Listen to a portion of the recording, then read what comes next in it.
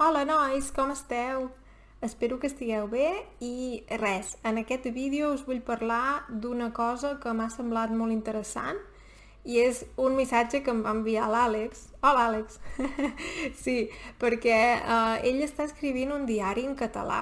El diari a més és en línia i li vaig també demanar permís si podia compartir-lo aquí amb tots vosaltres perquè penso que pot ser molt útil i servir d'inspiració. Sí, us deixaré l'enllaç a sota si us fa gràcia mirar-lo. Penso que escriure un blog o escriure un diari pot ser molt útil per aprendre una llengua perquè ens serveix per tenir un contacte, si no és diari, doncs setmanal, amb la llengua i ens fa veure també el progrés que fem. Perquè, per exemple, si comenceu avui a escriure un diari en català i ho feu durant un any, per exemple, veureu que potser diguem-ne, els primers textos són molt bàsics i aneu millorant. També pensareu, ostres, però si escric un diari i, per exemple, estic començant amb el català i ningú me'l corregeix, això serveix o no? Bé, evidentment serveix més si algú us el corregeix, però també podeu buscar alternatives si voleu que algú us corregeixi els textos. Hi ha, per exemple, a la pàgina italki, que és on jo personalment aprenc rus des de fa 3 anys i que m'agrada molt. Allà hi ha l'opció d'escriure en un fòrum i alguna diu et corregeix el text gratuïtament, d'acord? Gratis, sense haver de pagar res. Llavors és una opció, hi ha altres pàgines on segur que hi haurà gent catalana que us corregiria, hi ha pàgines al Facebook, per exemple, però si dieu, ostres, és que jo si escric vull que m'ho corregeixi algú, doncs és una opció que teniu, escriure el text en una plataforma d'aquestes, d'acord?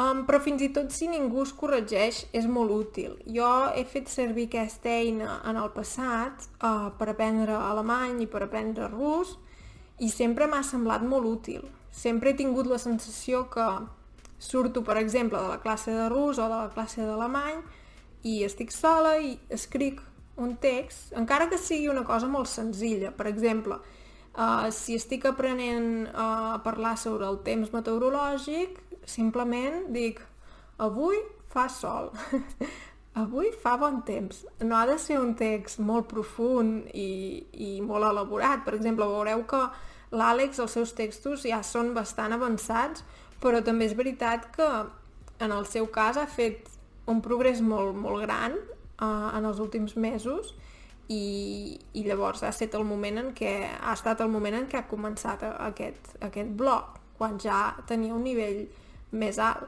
però per arribar a un nivell alt hem d'anar fent cosetes des del principi.